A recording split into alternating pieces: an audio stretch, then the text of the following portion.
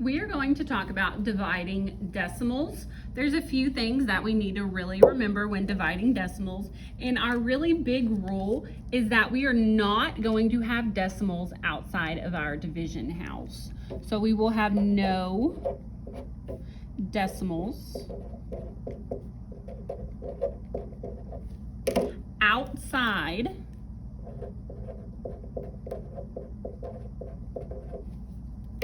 the division house. The house. No decimals outside the house. Okay, and if we remember that rule, it should be pretty much just like regular division. Okay, so we have talked about when we have a division problem like this, our first number is our cowboy. So I'm going to go ahead and label my cowboy. And when I have that cowboy, I am going to use him to set up my problem. So by doing that, I know which one goes inside. So my cowboy goes inside my house. So I have 9.6 because he goes inside. And then my second number, or we have also called it the horse, goes outside. So 0.8 goes outside the house. Okay, so now that I have that set up, we can use this rule, no decimals outside the house.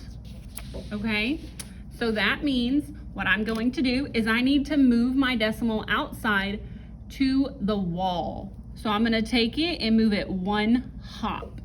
I need to move it all the way to that wall, okay? Because if we're thinking this is our horse, we need a whole horse. I can't have part of one.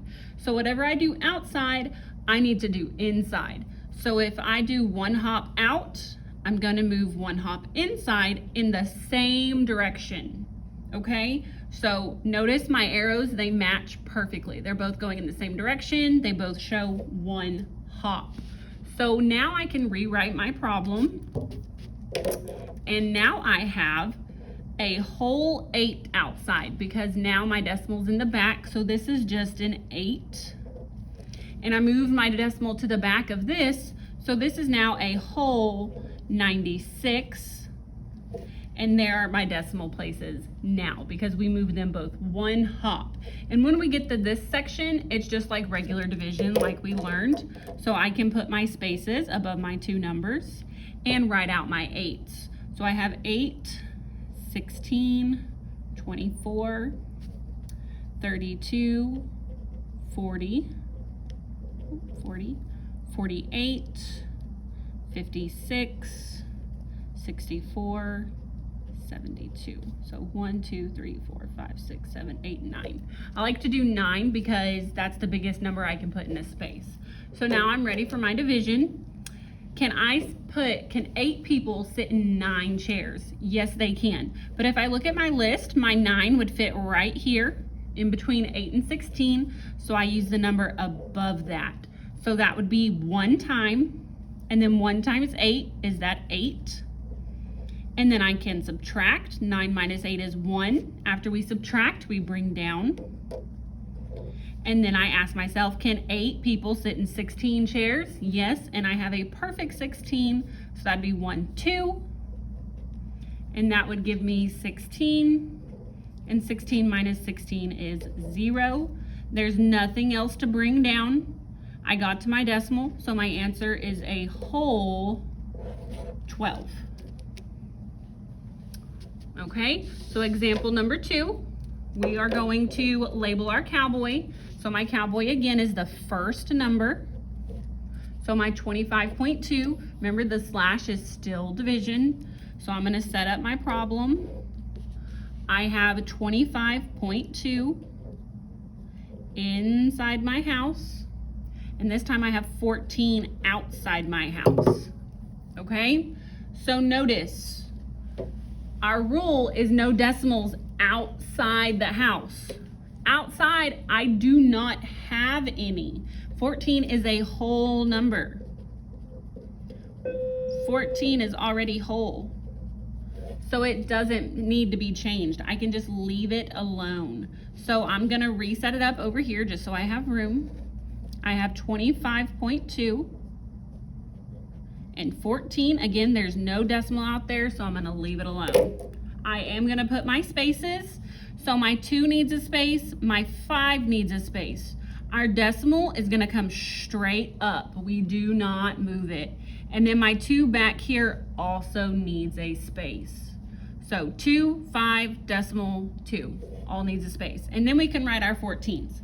So at this point, if you didn't know your 14s, you could go and add them. So we could start with 14, and then you could go over to the side and do 14 plus 14 and get 28. So that'd be your next number. And then you could add another 14.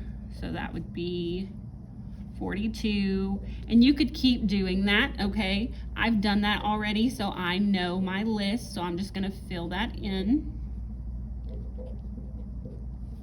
So 84, 98. 112 and 126. Okay, and then 1, 2, 3, 4, 5, 6, 7, 8, 9. So now I am ready to do my division. Okay, so can 14 people sit in 2 chairs? No, there's not enough room, so I get a 0. Can 14 people fit into 25 chairs? Yes, they can. I don't have a 25. It goes in between here. It would be above 28, and I circle the number above it. So it only goes in 1 time. And then I use that 14 because 1 times 14 is 14. So I have to put my 14 there and subtract. So 5 minus 4 is 1, 2 minus 1 is 1. Now, we already have our decimal, so that's nice. We are going to bring down the 2. Down here, we don't do anything with the decimal. So now 14 goes into 112. And I have a 112, so it goes in 1, 2, 3, 4, 5, 6, 7, 8 times. And then 8 times 14 is our 112. And I subtract and get zeros. There's nothing else to bring down. I have zeros, so my answer is 1.8 or 1 8/10. So that answer has a decimal that stays inside of it. Okay? And then we have example number 3. So again, we need to label our cowboy. On this one, the cowboy is the top number. So we know the 7 needs to go inside. So 7 goes inside, and remember it's a whole 7, so my decimal goes at the back, so I'm gonna go ahead and put it there. And then my cowboy is 0.4. So thinking back up to the top, we can have no decimals outside, okay? And I do have a decimal outside, so I need to move it. Remember, we need to take that decimal and move it to the wall. So I'm gonna take it and move it 1 hop for 1 number, okay? Whatever I do outside, I have to do inside. So I take my decimal, there's nothing there, but I still need to make it look just like the other one. So I do it in the same direction, and then I fill this hole with a 0. Okay, so we add a 0.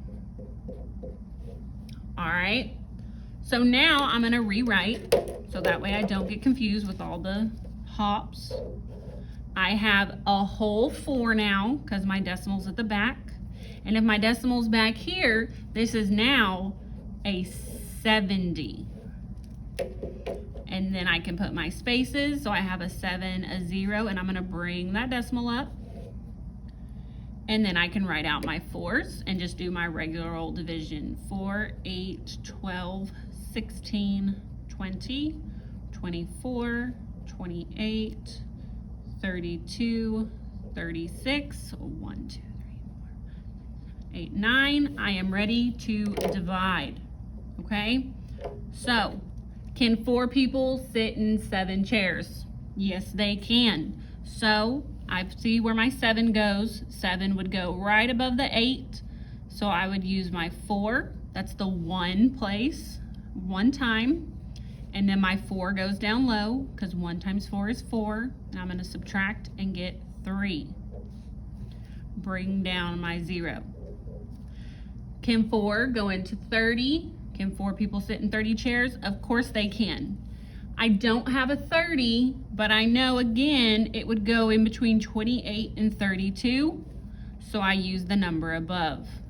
So it would go in 1, 2, 3, 4, 5, 6, 7 times. And I can't put 30 down here. I have to use that 28 because 7 times 4 is 28. And then I need to subtract, and of course I need to borrow. So that becomes a 10, so that gives me 2. Now, we know that we still have 2 left. We are not finished with this problem, but we do not use remainders in 6th grade, okay? So on this problem, when you still have a remainder, we are going to add a 0 back there, okay? We are adding a 0 to bring down. Now it's not a 2, it's a 20, and we need to add a space back there above that 0. So now we can finish out that problem. Can 4 go into 20? Yes, it can. My 20 is right here. It goes in 1, 2, 3, 4, 5 times. 5 times 4 is that 20, and I get 0. Now I have zeros, so I don't have a remainder. There's nothing else I need to add, so my answer is 17.5. So remember, no decimals outside the house. Whatever you do outside, you have to do inside, so match your hops. If you have an empty hop, you add a 0, and there are absolutely no remainders in 6th grade.